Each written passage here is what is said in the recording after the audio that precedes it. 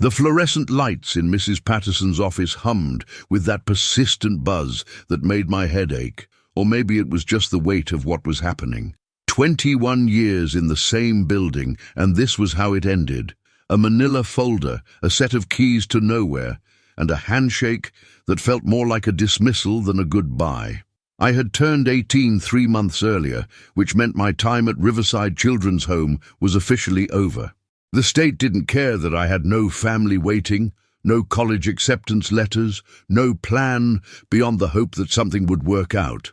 Mrs. Patterson slid the folder across her desk with the kind of practiced efficiency that came from doing this too many times. "These are your documents, Emma," she said, not quite meeting my eyes. "Birth certificate, medical records, and anything we have on file about your background." I already knew there wouldn't be much. I'd been left at a fire station when I was 3 days old, wrapped in a yellow blanket, with nothing but a handwritten note that said, "Please love her." No name, no explanation, no breadcrumbs to follow back to whoever I came from. I flipped through the folder anyway, because what else was I supposed to do? Standard forms, vaccination records, report cards that tracked my unremarkable journey through the system.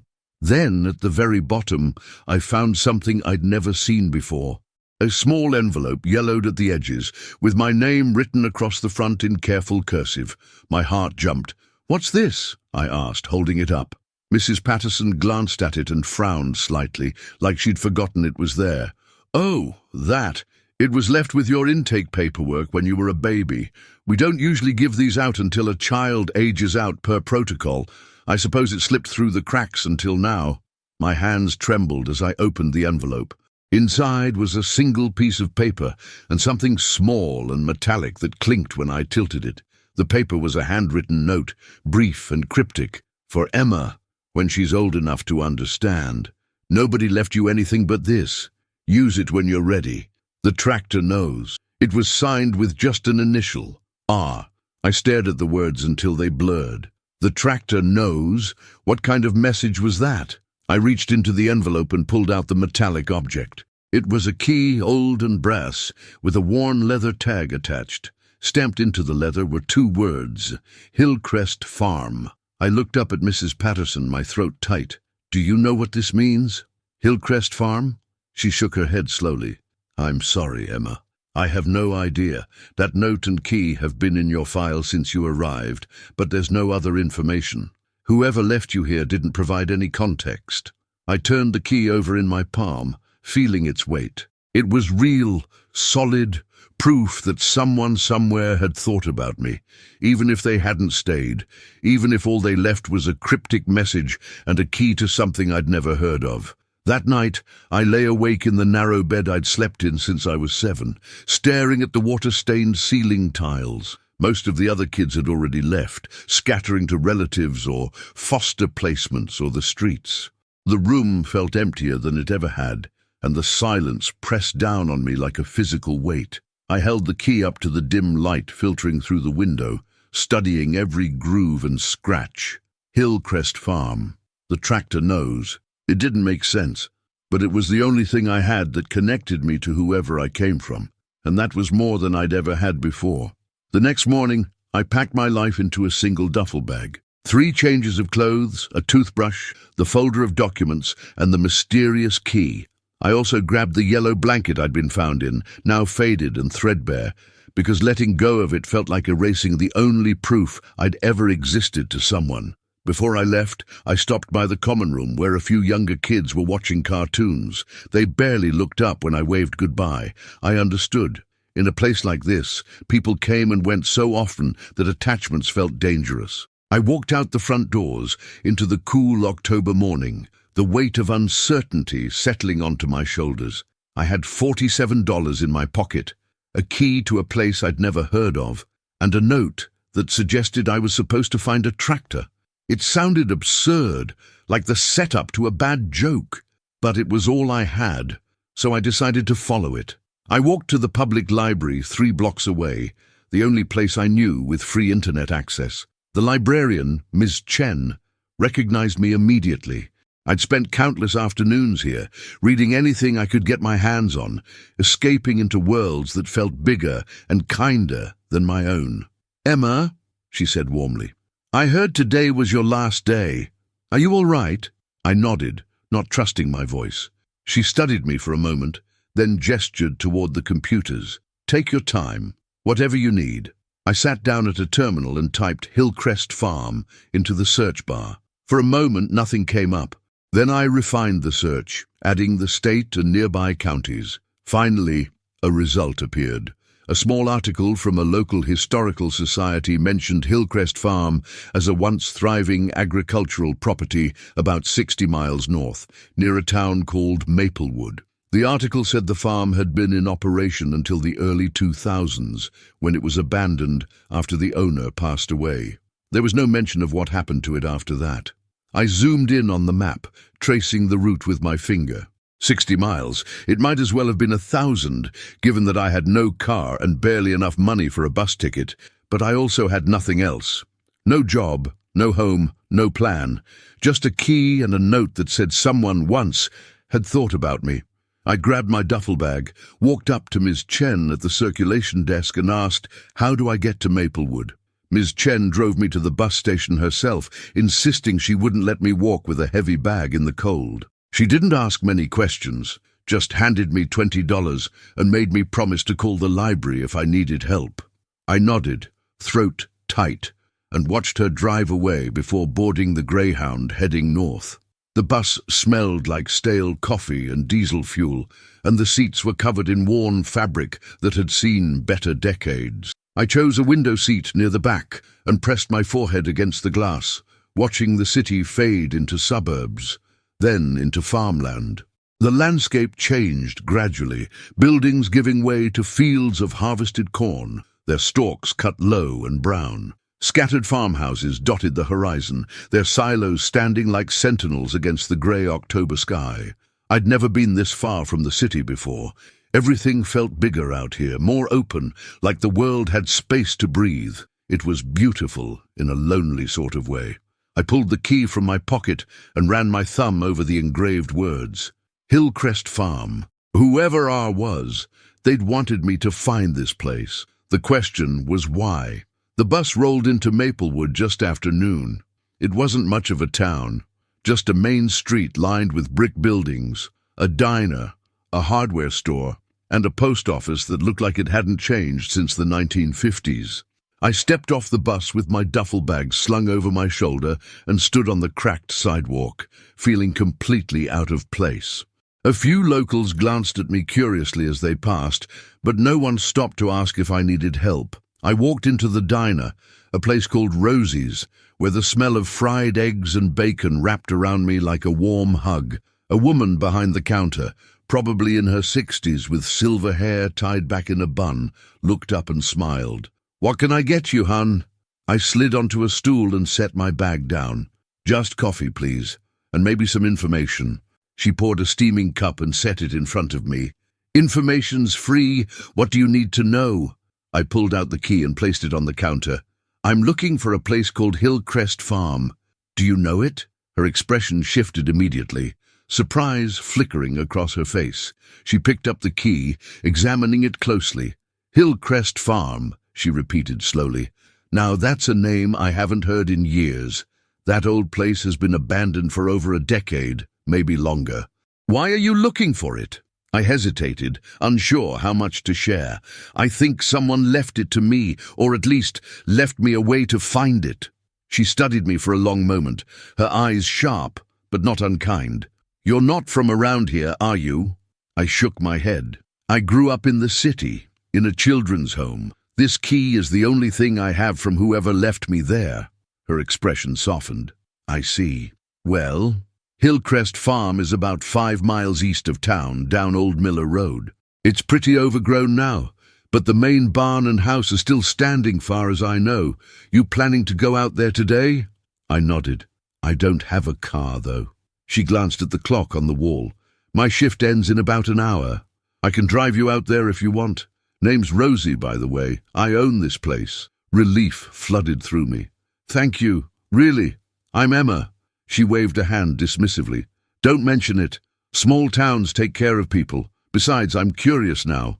Hillrest was owned by a man named Robert Cunningham. Good man, kept to himself mostly. Died about 12 years ago, and nobody claimed the property. The county tried to auction it off, but nobody wanted land that far out. It's just been sitting there ever since. Robert, the initial R. My heart pounded. Did he have family? Rosie shrugged. Not that anyone knew of. He lived alone, worked the farm alone. There were rumors he'd had a daughter once, but she left town when she was young and never came back. Nobody really knew the whole story. A daughter. Could that have been my mother? The pieces felt like they were starting to fit, but I still couldn't see the full picture. I sipped my coffee slowly, trying to steady my nerves. An hour later, Rosie locked up the diner and led me to an old pickup truck parked out back. We drove east through rolling hills and fields, the road narrowing as we left town behind. Finally, Rosie slowed and turned onto a gravel driveway nearly hidden by overgrown bushes. A weathered wooden sign hung crooked on a post, the words barely visible, Hillrest Farm. My pulse quickened. The driveway wound through tall grass and wildflowers that had reclaimed the land. At the end stood a two-story farmhouse, its white paint peeling and shutters hanging loose. Beside it was a large red barn, its roof sagging but still intact, and there, parked under a lean-to shelter next to the barn, was a tractor. It was old, probably from the 1960s, with faded green paint and tires half buried in weeds. But it was real. Rosie put the truck in park and looked at me. "You sure you want to do this?" I nodded, gripping the key tightly. "I have to." She smiled gently. "All right. I'll wait here for a bit, just in case you need me." I stepped out of the truck, my boots crunching on the gravel. The air smelled like earth and dried grass, and the only sound was the wind rustling through the trees. I walked slowly toward the tractor, my heart pounding in my chest. This was it. Whatever answers I was looking for, they started here.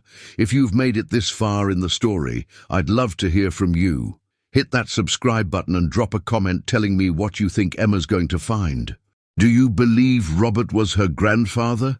Have you ever discovered something about your past that changed everything? Let's talk about it in the comments. Your story might inspire someone else who's searching for answers, just like Emma. I approached the tractor slowly, as if sudden movement might make it disappear. Up close, it looked even more worn than I'd expected. Rust covered the wheel wells, the seat was cracked and faded, and cobwebs stretched between the steering wheel and the gear shift. But despite its condition, there was something solid about it, something that had endured. I walked around it, running my hand along the cold metal, searching for anything that might explain why this machine mattered. The key in my pocket felt heavier with each passing second. Then I noticed something. On the side of the tractor, near the engine housing, there was a small metal plate bolted to the frame. Most of the paint had chipped away, but I could still make out engraved letters. R. Cunningham, 1967. Robert Cunningham. This was his tractor. I crouched down, examining the plate more closely, and that's when I saw it.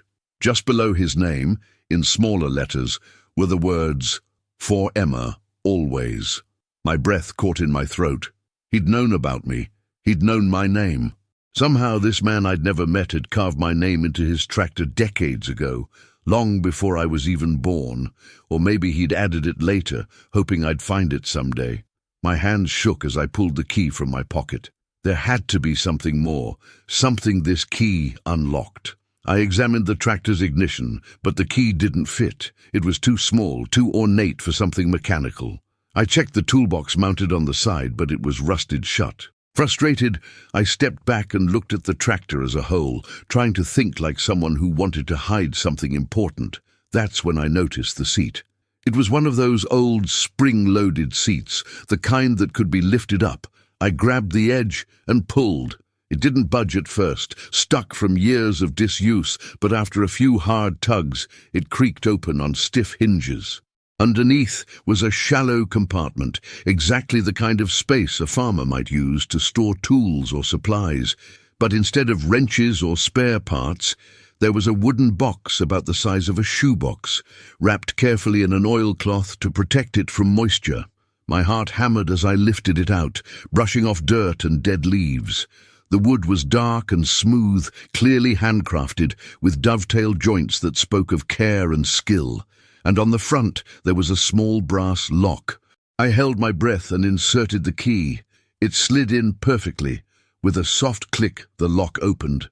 Inside the box was a collection of items that made my chest tighten. First, there was a photograph, old and slightly faded, showing a young woman holding a baby. The woman had dark hair and a tentative smile, like she wasn't used to being happy. The baby was wrapped in a yellow blanket.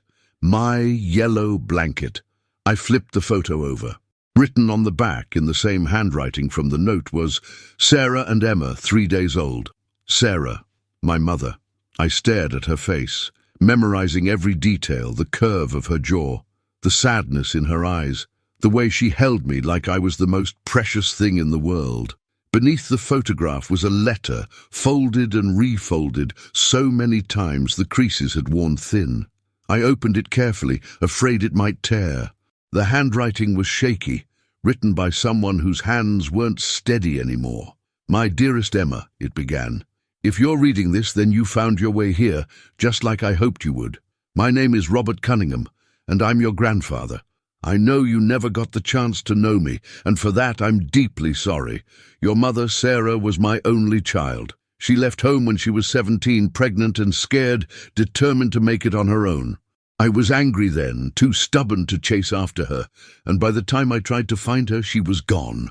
The letter continued, each word heavy with regret. "I didn't know about you until after Sarah died. A social worker tracked me down when you were about 4 years old and told me you were in the system. She said Sarah had gotten sick and passed away when you were still a baby, that she'd made arrangements for you to be cared for, but never reached out to me. I wanted to bring you here, Emma. I swear I did, but I was 73 years old, sick with a heart condition, and living alone on a failing farm. The state didn't think I was fit to care for a child, and maybe they were right. I couldn't give you the life you deserved." Tears blurred my vision as I kept reading. "So I did the only thing I could. I made sure you'd have something when you were old enough, something that couldn't be taken away by bureaucrats or the passage of time. I put aside everything I could, sold off most of the livestock and saved every penny. It's not a fortune, but it's enough to give you a start, a real start. The farm is yours, Emma. I left it in a trust that would transfer to you when you turned 18, but only if you found this place. I wanted you to come here to see where you come from, to know that you weren't unwanted. You were loved, even by people you never met." The letter ended with an address for a lawyer's office in Maplewood and instructions to bring the key and the letter. "He'll have the rest of the documents. Take care of yourself, Emma. And remember, you come from good people who worked hard and loved deeply. That's in your blood." It was signed, "Your grandfather, Robert." I sat down hard on the ground, clutching the letter to my chest. All this time I'd thought I came from nothing, that I'd been discarded and forgotten. But I'd been wrong. Robert had cared. Sarah had cared. They just hadn't been able to stay. I looked up at the farmhouse, seeing it differently now. This wasn't just an abandoned property. It was my family's land, my history, the roots I'd been searching for my entire life. I wiped my eyes and stood up, steadying myself. There was more to uncover here. I could feel it. Rosie's truck was still parked at the end of the driveway, engine idling patiently. I walked back toward her, the letter and photograph tucked carefully into my jacket. When I reached the window, she took one look at my face and nodded knowingly. "You found something," I nodded, unable to speak. She reached over and squeezed my hand. "Then let's go see that lawyer." The law office was on the second floor of one of the brick buildings on Main Street, accessible only by a narrow staircase that creaked with every step. A brass plaque beside the door read, "Harrison and Associates, Estra, 1982. Rosie had called ahead to let them know we were coming, and when we walked in, a man in his late 50s with silver-rimmed glasses stood up from behind a cluttered desk. "You must be Emma," he said, extending his hand. "I'm David Harrison. I've been waiting a long time to meet you." His words struck me as odd. Waiting for me? He gestured for us to sit and pulled a thick file from a cabinet behind him. Robert Cunningham set up a trust nearly 14 years ago with very specific instructions.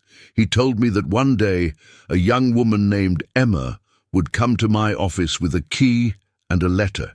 He said if that day ever came, I was to give her everything he'd left behind. I'll be honest, I wasn't sure it would happen, but here you are. He opened the file and began spreading documents across the desk. Property deeds, bank statements, legal paperwork stamped with official seals. I couldn't process it all at once. Robert owned 143 acres, David explained, pointing to a survey map. Most of it is farmland, though it hasn't been cultivated in years. There's also the main house, the barn, 2 equipment sheds, and a small pond on the eastern boundary. All of it is now legally yours. I stared at the map, tracing the property lines with my finger. 143 acres. I'd never owned anything more than a duffel bag of clothes, and now I had land, actual land with trees and fields and a house. There's more, David continued. Robert set aside funds in a trust account to cover property taxes and basic maintenance for 15 years. There's about $18,000 remaining. He wanted to make sure the property wouldn't be seized for back taxes before you had a chance to claim it. $18,000. I couldn't breathe. That was more money than I'd ever imagined having. Why didn't anyone tell me about this before? I asked, my voice barely above a whisper. David leaned back in his chair. The trust was structured very specifically. Robert didn't want the state or the children's home to know about it. He was worried they might interfere or that someone might try to claim it on your behalf before you were old enough to understand. So he made it a conditional trust. You had to find the farm yourself, had to present the key and the letter as proof of identity. Only then could the property transfer to you. It was brilliant in a way. Robert had created a test, a journey that ensured only Emma, could claim what he'd left behind. What do I need to do now? I asked. David smiled. Sign some paperwork, provide identification, and the property is yours. I'll file everything with the county recorder's office. Within a week, you'll officially be the owner of Hillrest Farm. I signed document after document, my hand trembling slightly. Each signature felt surreal, like I was signing my name into a life I didn't recognize yet. When it was done, David handed me a large envelope containing copies of everything, along with a set of keys. These are for the house, he said. Robert kept it locked up after he moved into a care facility. Nobody's been inside for over a decade. Rosie drove me back to the farm in comfortable silence. The sun was starting to dip lower in the sky, casting everything in shades of amber and gold. When we pulled up to the house, it looked less frightening than it had earlier, more like something waiting to be woken up. You want me to come in with you? Rosie asked. I shook my head. I think I need to do this part alone. But thank you for everything. She nodded. I'll be at the diner most days if you need anything. Food, advice, a listening ear. You're not alone anymore, Emma. Her words hit harder than I expected. Not alone anymore. I'd been alone for so long that I wasn't sure what anything else felt like. I stepped out of the truck and watched Rosie drive away, her taillights disappearing down the long gravel driveway. Then I turned toward the house and climbed the steps to the front porch. The wood groaned under my weight, but it held. I inserted the key into the lock, and after some resistance it turned. The door swung open with a low creak, releasing a musty smell of old wood and stale air. I stepped inside. The interior was dim, lit only by the fading daylight filtering through dirty windows. Dust covered every surface, and cobwebs hung in the corners like delicate curtains. But beneath the neglect, I could see the bones of a home. Hardwood floors, a stone fireplace, built-in bookshelves lining one wall. Furniture sat exactly where Robert had left it, a worn couch, a rocking chair, a dining table with 4 mismatched chairs. I walked through the room slowly, taking it all in. The kitchen had pale yellow cabinets and a porcelain sink stained with rust. The living room had a record player in the corner and stacks of old vinyl albums. Upstairs there were 3 bedrooms. The largest one had a bed frame with no mattress and a dresser with drawers that stuck when I tried to open them. But it was the smallest bedroom that made me stop. The walls were painted a soft lavender, and there was a child-sized bed with a patchwork quilt folded neatly on top. A bookshelf held children's books, their spines faded but intact. On the dresser was a framed photograph of a little girl, maybe 5 or 6 years old, grinning at the camera. I picked it up and studied her face. It was my mother, Sarah, before life had hardened her. Robert had kept her room exactly as she'd left it, a shrine to the daughter he'd lost. I set the photograph down gently and sat on the edge of the small bed. The quilt smelled faintly of cedar, like it had been stored carefully to preserve it. I ran my hand over the stitching, imagining Robert sitting in his rocking chair downstairs, thinking about Sarah, thinking about me, hoping that one day I'd find my way here. He'd built me a path through time, a trail of breadcrumbs that led from a fire station to a children's home, to a key to this quiet room filled with ghosts and love. For the first time in my life, I felt like I belonged somewhere. Not because the walls knew me, but because someone had wanted them to. I pulled the yellow blanket from my duffel bag and spread it across the bed beside the patchwork quilt. 2 generations, 2 stories, finally brought together. Outside, the sun finished setting, and the farmhouse settled into darkness. But I wasn't afraid. I lit a candle I found in the kitchen and sat in the rocking chair by the fireplace, Robert's chair, and let myself imagine what came next. I spent that first night in the farmhouse, wrapped in both blankets, lying on the old couch because the upstairs felt too big and too quiet. Every creak and groan of the house settling kept me half awake, but I didn't mind. It felt like the house was introducing itself, telling me its stories through the language of old wood and shifting foundations. When morning light finally crept through the windows, I got up and made a list. The house needed cleaning, repairs, and probably a new roof eventually. But more than that, I needed to understand what Robert had really left me.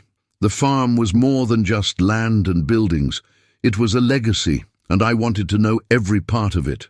I spent the next 3 days exploring every inch of the property. I walked the fields, finding remnants of old fences and the rusted skeleton of a grain silo. I discovered the pond David had mentioned, its surface covered in lily pads and surrounded by cattails. I ventured into the barn, where ancient tools hung on walls and hay bales had decomposed into dusty piles. And every evening, I returned to the tractor, sitting on its worn seat and trying to imagine Robert working this land, his hands on the same steering wheel, his boots on the same pedals. On the 4th day, I found something unexpected. I was cleaning out one of the equipment sheds when I noticed a loose floorboard near the back corner. Curious, I pried it up with a screwdriver and found a metal box underneath, similar to the one hidden in the tractor but larger. My heart raced as I lifted it out and brushed off the dirt. This one had no lock, just a simple latch. Inside were more photographs, dozens of them, chronicling Sarah's childhood, her first day of school, birthday parties, family dinners. And there were photographs of me, too, ones I'd never seen. Baby pictures that must have been taken at the children's home. School photos from when I was 7, 8, 9 years old. Someone had been sending them to Robert. Someone had made sure he knew what I looked like as I grew up. Beneath the photographs was a journal, its leather cover embossed with Sarah's initials. I opened it carefully, aware that I was about to read my mother's private thoughts. The entry started when she was 16, filled with typical teenage concerns about school and friends, and feeling misunderstood. But then the tone shifted. She wrote about discovering she was pregnant, about being terrified to tell Robert, about the fight they'd had when she finally did. He called me irresponsible, she wrote, said I'd thrown my future away. Maybe he was right, but I couldn't stay here and watch his disappointment every day. I have to leave. I have to prove I can do this on my own.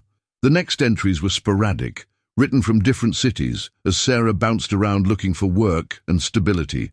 She wrote about my birth, about how small and perfect I was, about the overwhelming love and terror she felt.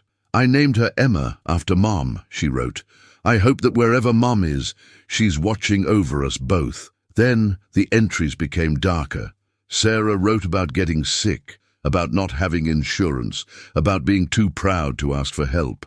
The final entry was dated 3 weeks before she died. "I'm not going to make it," she wrote. "I can feel it. I've made arrangements for Emma. She'll go to a good home, somewhere safe. I can't bring her back to Dad, not after everything. He deserves better than cleaning up my mess. But I'm leaving her something. I'm leaving her the key. When she's old enough, maybe she'll understand. Maybe she'll forgive me." Tears streamed down my face as I closed the journal. Sarah hadn't abandoned me. She'd been dying and trying to protect me the only way she knew how, and Robert hadn't been cold or uncaring. He'd been heartbroken, watching from a distance, collecting photographs of a granddaughter he wasn't allowed to raise. They'd both loved me in their broken, imperfect ways. Over the following weeks, I threw myself into restoring the farm. I used some of the trust money to hire contractors to fix the roof and repair the plumbing. I spent my days scrubbing floors, painting walls, and clearing out years of accumulated debris.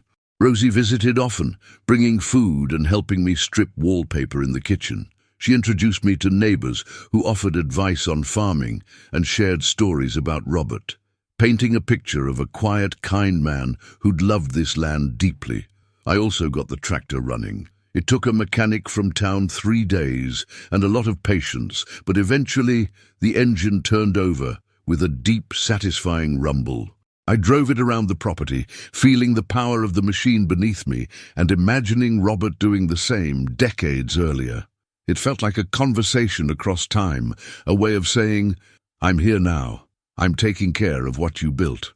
One afternoon in late November, I was sitting on the porch watching the sun set over the fields when a car pulled up. A woman about my age stepped out, looking uncertain. "Hi," she said. "I'm sorry to bother you. I heard someone was living here now. My name is Rachel. My grandmother was friends with Robert Cunningham. I invited her in for tea, and we talked for hours.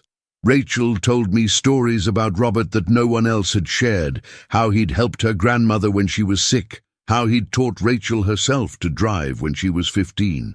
He was a good man, she said. He just carried a lot of sadness. When she left, she hugged me and said, "I'm glad someone's here now. This place deserves to be happy again." Her words stayed with me. This place deserves to be happy again. So did I.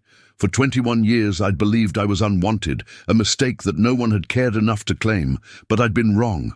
Robert and Sarah had loved me in the only ways they'd known how, through sacrifice and distance and hope that one day I'd find my way home. As winter approached, I began planning what came next. I'd enroll in online classes, maybe study agriculture or business. I'd restore the fields and plant crops in the spring. I'd turn Hillrest Farm into something living again, something that honored the people who'd given it to me. And every morning, I'd wake up in the small lavender bedroom that had once been my mother's, wrapped in the yellow blanket that had traveled with me through every chapter of my life, and I'd be grateful. Not for the land or the money, but for the truth. I came from people who'd loved me. I came from somewhere. And now, finally, I was home. Thank you so much for listening to Emma's story. If it touched your heart, please subscribe to the channel. It really helps us continue sharing these stories of hope, resilience, and unexpected discoveries. I'd love to hear from you in the comments. Have you ever discovered something about your past that changed how you see yourself? Have you found your own version of Hillrest Farm, a place or truth that made you feel like you finally belonged? Share your story with our community. You never know who might need to hear it. And tell me, what's the biggest lesson you're taking away from Emma's journey? For me, it's that love doesn't always look the way we expect it to, but that doesn't make it any less real. Until next time, take care of yourselves and each other.